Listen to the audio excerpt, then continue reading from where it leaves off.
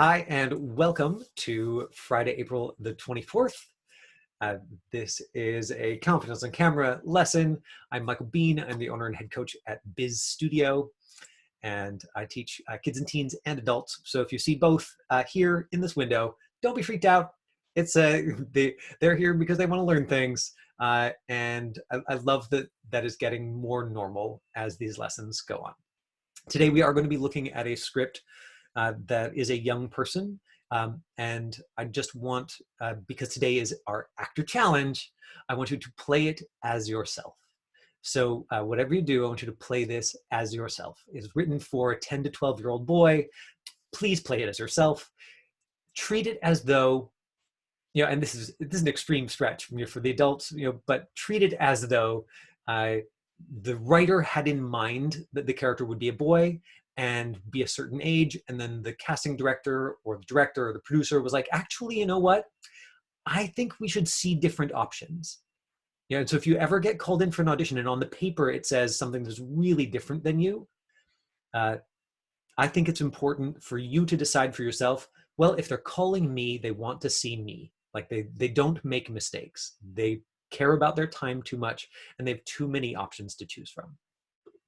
Uh, Typically, if there's a film and TV audition, and we've had casting directors the last 3 weeks, so you can go back and you don't have to take my word for it. You can go watch Judy Lee say it and Tiffany Mack say it. Well, you will have to take my word about Candace because she didn't want us to record it. They get 80, 100, 200, 300 submissions. They choose 8 people to see.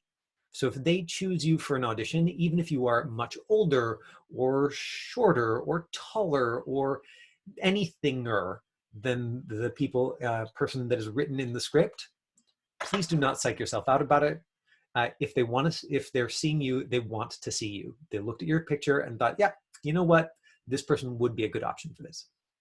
So hopefully you've all pulled up the Actors Challenge script by now. I'm going to pull it up on my computer, and the project is called Captain Cook. When I coached somebody for this audition, which was quite some time ago, it was called Captain Cook. And so those of you who want to do a little bit of multitasking, see if you can find out anything about this project, because one of the first things we're going to talk about is style. And if you can find it, then I would love to have you show it to us. So the project is called Captain Cook. I'm sharing my screen with you now.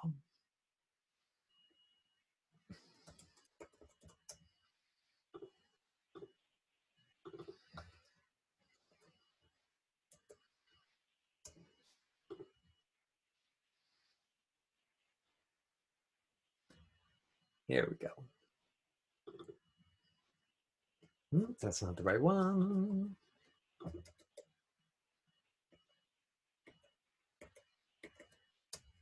Here we go. Good. Now, can everybody see this? Captain Cook, Phineas Malloy.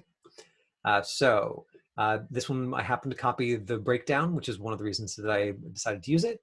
Phineas Quayle Malloy Jr., Caucasian, 8 to 10 years old, a bit shy.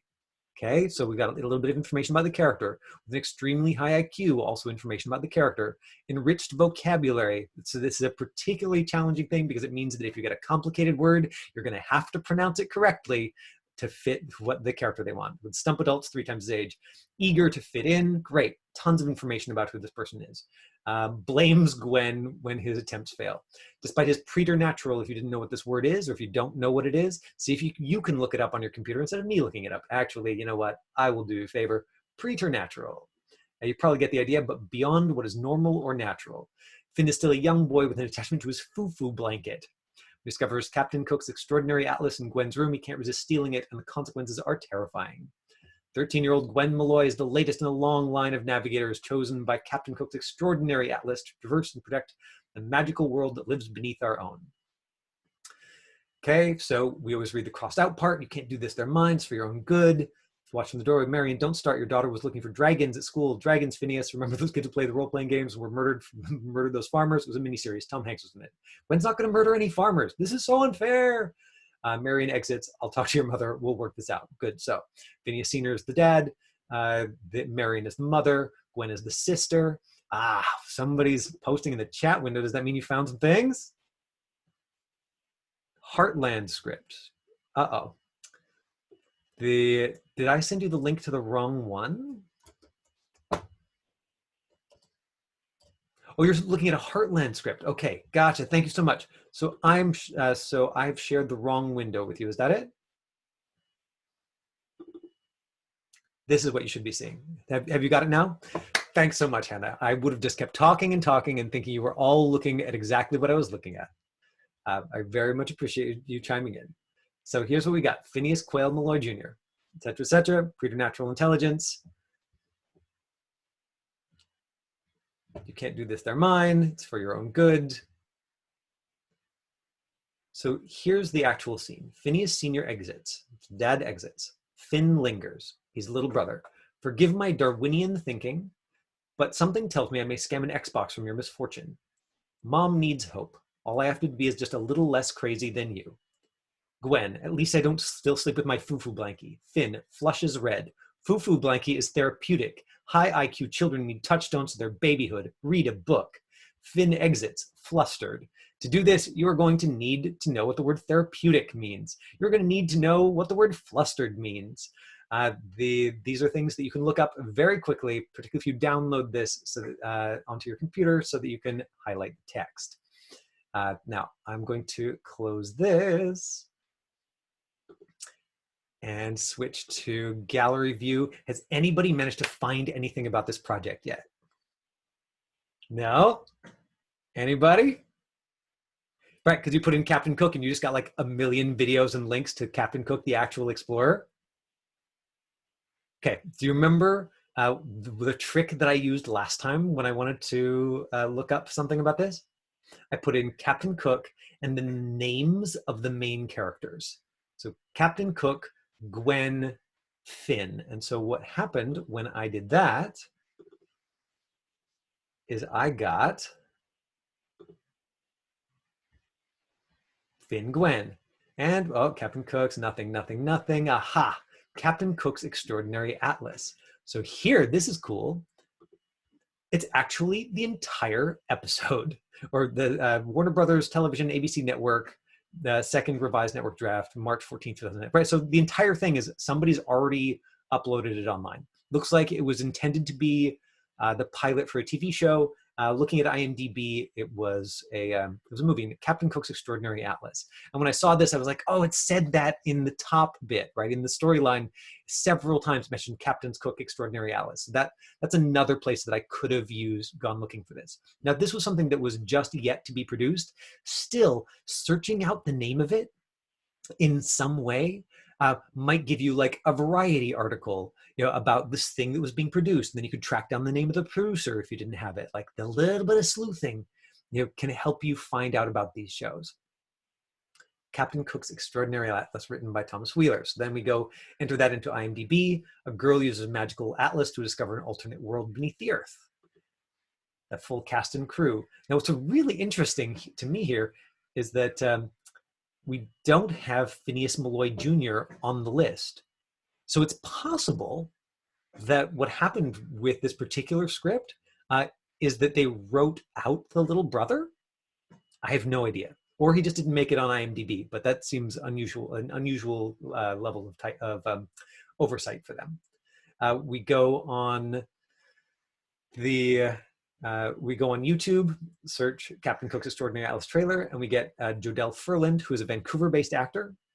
Young actor. I think she was in at least one of the Twilight movies. She worked a lot for a while. I have no idea if she's still working like crazy, but probably. And we actually get somebody's audition tape for Finn from 11 years ago, from 2009, when this was actually auditioning. So on top of the Actors Challenge today, I'm going to get a couple of you to try this.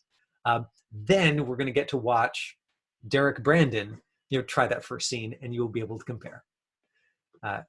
So I also have a picture of the troll that you will see in the second scene. So this is from the interview with Jodelle, which is just like, it's a minute and 26. The they're talking about how it's like it's for they want kids to be able to watch it, they want adults to be able to watch it, they want boys to be able to watch it. You know, it sounds to me like the audience is younger, but they're really trying to make this like an adventure story and drama. He said that the makeup people were the same one who did a movie called Pan's Labyrinth that won a whole bunch of awards like way back in the day. It was pretty like wild and fantastical. So just to give you an idea that they want this trolls to be scary, you know, and now you don't have to imagine the troll if you're doing a tape of scene 2 for Monday. You get to use this troll right here. So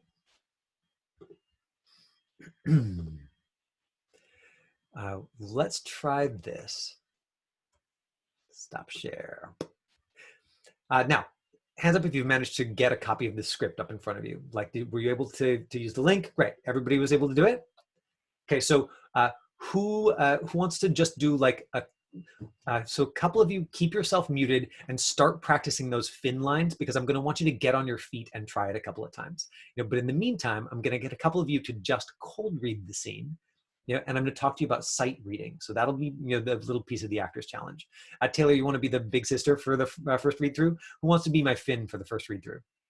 Can be anybody, guy, girl, doesn't matter. Just need a volunteer. It's like I'm not doing it. Come on, who wants to tackle these complicated words just for fun? Go ahead and trip over a little bit. Luciano, do you feel brave? Yeah. Okay. Good. Well, hit your space bar to unmute yourself. And get that script in front of you. The first scene, right? Yeah. So we're just doing scene 1 as the actor challenge today. Okay. So your first line is, "Excuse my Darwinian thinking." Whenever you're ready, Luciana. Forgive my Darwinian thinking, but something tells me I may scam an Xbox from your misfortune.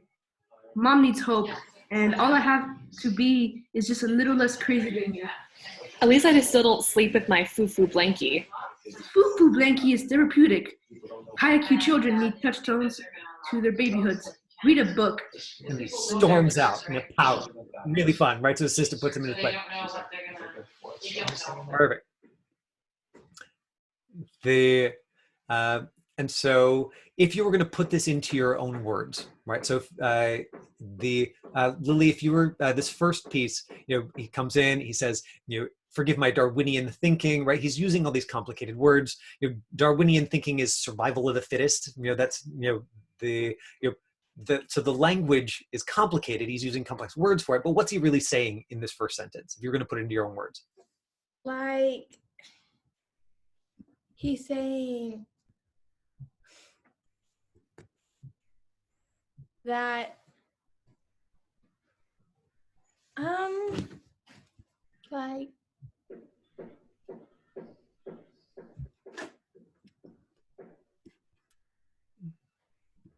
Should I come back to you? yeah. Okay, great. Raven, you want to give it a shot? You know, like, what's he saying in this first one? I think it's, hold on.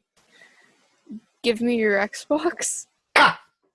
Okay, anybody else got another guess? You know, so forgive my Darwinian thinking, you know, meaning like, excuse me for, you know, thinking about this in terms of like who's gonna win and who's gonna get eaten and die. You know, but something tells me that I might scam an Xbox. You know, so something tells me that I might get an Xbox, you know, from the bad things that are happening to you. And if you read the crossed out part, you can see Gwen saying like, that's so unfair. No, you can't take away my things. You know, and Marion saying like, she was looking for dragons at school. You remember those Dungeons and Dragons people who murdered farmers? And she's not going to kill farmers. They're having this like whole fight. You know, and so there's the big fight. They're taking stuff away from Gwen. They leave. This is why you always read the crossed out part. Super important for understanding the script. As soon as the parents leave, the little brother shows up and is like, so somebody else take a stab at it. You know, like what is he, if you were going to put it into your own words, you know, what's he saying in this first one? Lincoln, would you take a crack at it? Yeah, what is Finn saying in this first paragraph? I'm all the way down at page 6. Yeah, okay. I've been reading it the whole time. Good. Well, I told you should multitask. Good. You keep multitasking then. Somebody else want to take a stab at that first line? If you had to put it into your own words. Somebody we haven't heard from. Yeah, Luciana, please. Okay. Yeah. I think he's he's kind of making fun of his sister because of all the bad things that are happening to her, and he's like, I might get an Xbox from this just because you're unlucky. Yeah. Right. Because I just have to be less crazy than you. Right. So it's too bad that bad things are happening, but I might just get an Xbox because I'm not as nuts as you are. Like, you're the one looking for dragons. Yeah. Okay. So with that in mind, Avia, try saying that first line for me again. Right. Now that you know what it means. Okay.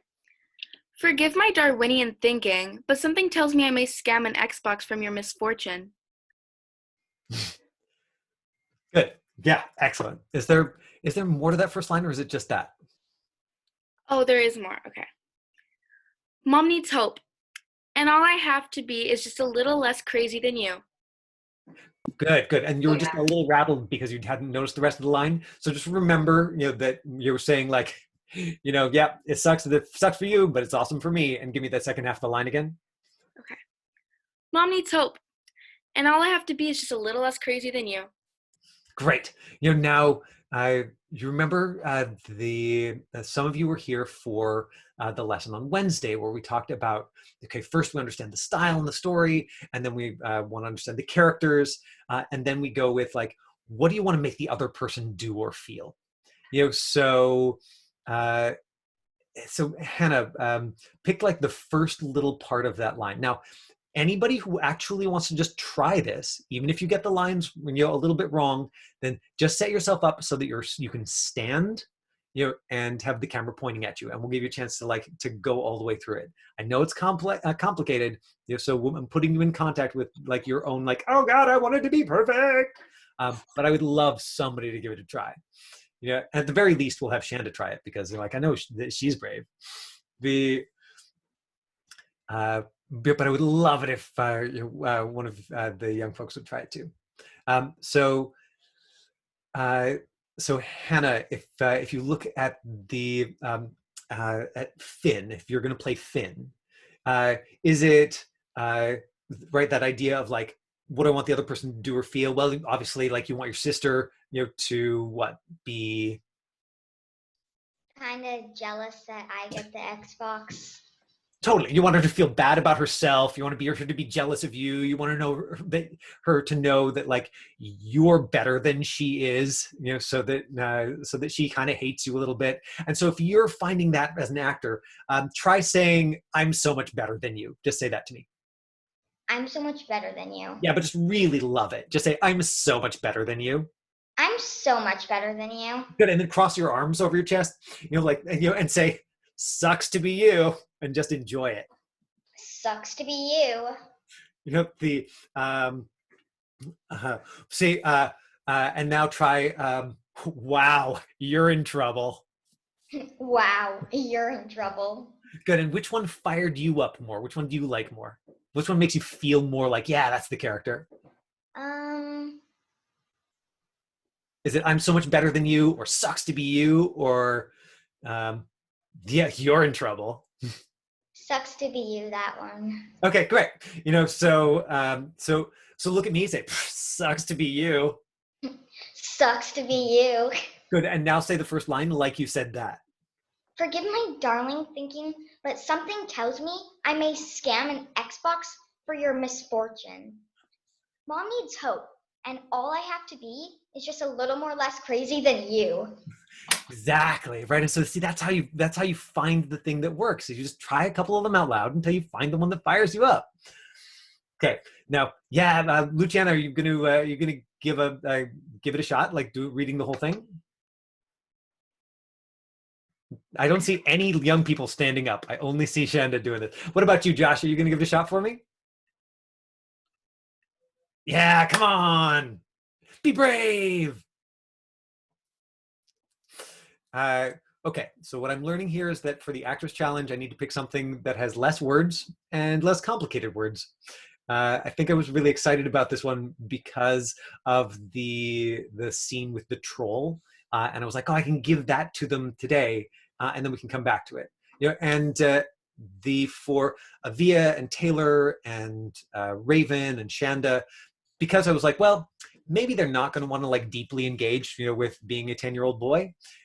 So the other option that I threw at the end of this script is and for anybody who's watching the YouTube video, I'm going to put this link in the text for the YouTube so you can find it. There's a script from Penosa, which we're also going to look at on Monday. So it's tacked on the very end of this. It's just, I think, a single page, but it's like you're drawing a sketchbook, and talking to somebody, and then you like spontaneously kiss them. Also really tricky to do on camera, right? You can kiss them, and then you feel, I think, like embarrassed or ashamed. And so it's like tiny scene, but physicality and a really interesting arc. So that will be fun to pull apart on Monday as well. And I would love it if some of you would do a tape of either the troll scene or the kissing scene, so that after we talk about it, we can see some examples. Okay, Shanda, you're going to be Finn for us. You're going to have to unmute yourself. My computer might be making a loud noise. That's okay. We can handle it. Okay. Who's got the script in front of them and can read Gwen? Great. Yeah, we've already, Luciana, because we've already heard from you. Daphne, do you have the script right there in front of you? Will you read Gwen? Will you be Shanda's big sister? That's just a fun role reversal. And Michael, I'm not a multitasker, so can you just I'm trying to figure this all out and Zoom at the same time.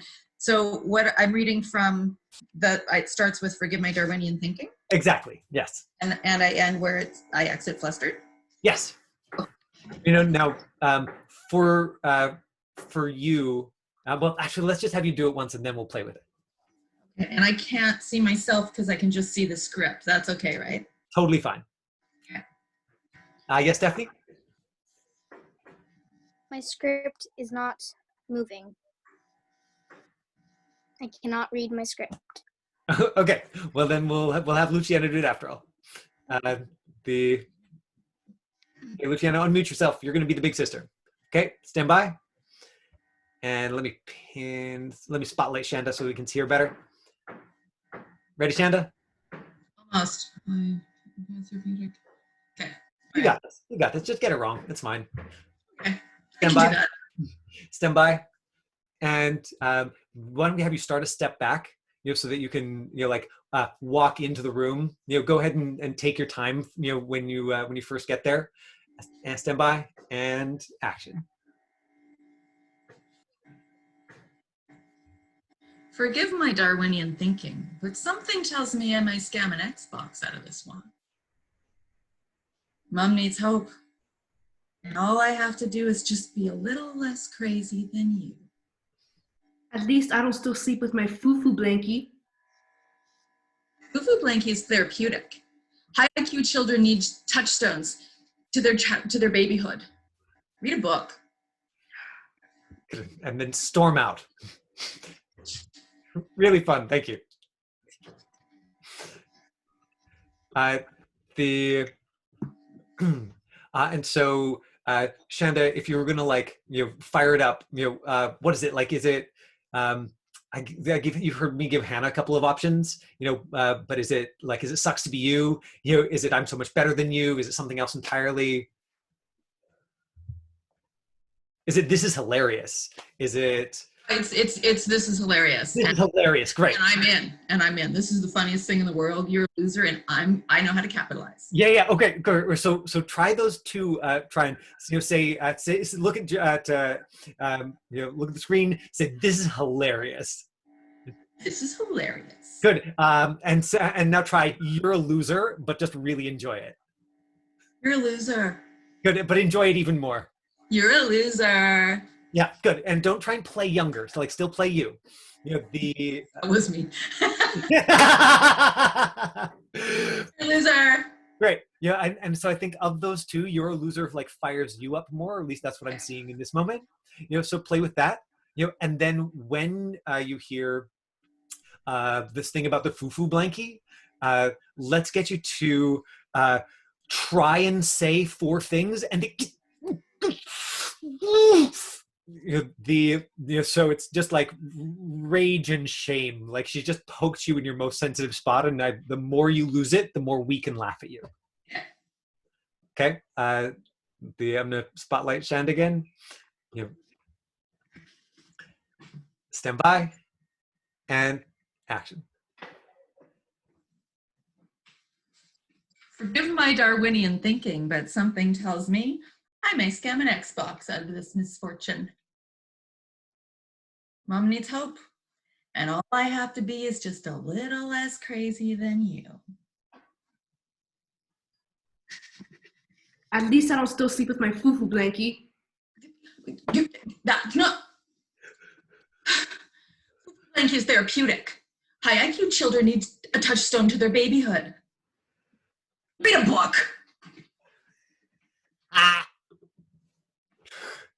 Right, so you can see some of the ideas. Yay! You can see some of the ideas in action. Thanks for being brave and jumping in. Now, Shanda did something there that you can do with Zoom that you can't do otherwise. She just pulled up the script, and she could look right at the script instead of at the person. So just like technology, any of you could have done that. And so if you're like, oh no, I can't do it because I don't know the lines, you didn't need to. In the same way that for an audition with paper, if you're a really good sight reader and you just hold the script straight down from where the person is, and you drop your eyes to it and then look up and say it, right? You can set up the script like that on your screen, or if you absolutely need to, you can put the script right there on the screen. Now often we can see your eyes moving, so it's not ideal, but if it gets you through giving it a shot, you totally can. Okay, let's take a quick look at the rest of the script, because I want to point out some of the things that I want you to try if you're doing a self-tape for this. Like I said, those of you who are in class, please don't put pressure on yourself, to do this plus your scene from class. If you want to, awesome, great. More practice is better, right? As though you've got 2 auditions in a week, no big deal. If you do those, then please email them to me, info@bizstudio.ca. Just put them up on YouTube, email me the link, something like that. So I have to share the right thing with you. You tell me if you see Finn this time. Okay, Heartland, Grassy. There we go. I think you're seeing the right thing. I got the green line around it. Daphne's like, yes, now you have not messed it up, Michael Bean. So what we've got down here in scene 2, Finn opens the Extraordinary Atlas, Troll Bridge. Why did you go to Troll Bridge? I didn't think it was real. You didn't leave anything behind, did you? No. Uh-oh. Wake up. I heard something. Scrunch, something eating potato chips aggressively, bang of dishes. Here's the part that's really interesting. And you can see that casting has just put an arrow. They've gone did you hear, shh, and they've just put an arrow down to why do parents say no monsters. So casting is giving you an out. You could just skip it. But they definitely do want to continue the scene, even though they're in different locations. What we've got here is Gwen Finn ease onto the small staircase. They realize something enormous and heavy breathing inches away, yank back, poke their heads around the corner. Refrigerators open, 2 enormous warded feet. Slap a hand over Finn's mouth to continue to drive terror. Tapes the compact mirror onto his hockey stick. Creep downstairs, angle the hockey stick, what they see. Right, so they're peeking into the kitchen. So you've got different eye lines, you've got this physicality, and you've got this scary troll in the kitchen. Really fun. If you decide to do Natalie instead, Natalie's all the way down here. It's from a show that at that time was called Penosa. Kat in Joe's apartment. Joe finishes the last of the dishes. Natalie's resumed sketching. Joe peers over her shoulder. Joe is, the reason we've got this Natalie mortified is Joe is her sister's, I think, fiance. And so again, those are such good eyebrows, Raven. You're like, whoa, she kisses her sister's fiance. Yes. So he's like way too old for her and just about to get married to her sister. And this is, so there's she's sketching. He gives her notes. He leans over. He's really close to her. She spontaneously kisses him. He freaks out, backs away fast. Wow, that's not okay. I'm sorry. Joe, I love you. Joe completely shaken hers out off Natalie, mortified. So pick one of those. That'll be fun to do. So that you're playing with eye lines and all those things. Now, just before we finish, I thought it might be fun to look at, if I've still got it open, what the gentleman who uploaded his audition to YouTube did with his first scene. Hi, I'm Jared Berger. Forgive my Darwinian thinking, but something tells me I may scam an Xbox from your misfortune. Mom needs hope, and all I have to do is feel a little less crazy than you. At least I don't still sleep with my foo-foo blankie. Foo-foo blankie is therapeutic. High IQ children need touchstones to their babyhood. Read a book. Right? So I think that one of the gifts of putting yourself in this place of being ahead of the curve is that most taped auditions are going to look like that. There's going to be somebody rocking slightly back and forth from foot to foot, without a whole lot of eye light, saying the lines in an honest way, but it's not going to be like full and charged up. So if you give yourself these tools so that before you roll, you can say like, you're such a loser, you're such a loser. And then you roll the camera and you've got that in your body and you just ride it into the first scene. Then you are going to come across like you're a better actor.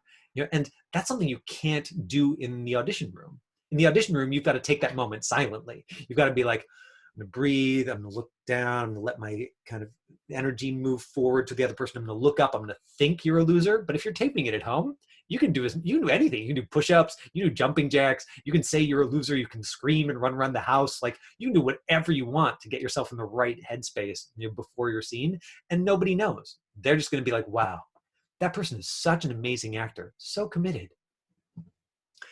All right.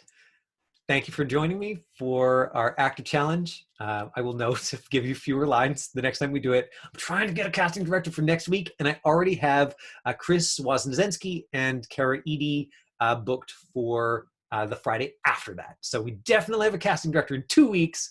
I've got some emails out to casting directors for next week, and hopefully some of you will join us for the camera technique on Monday.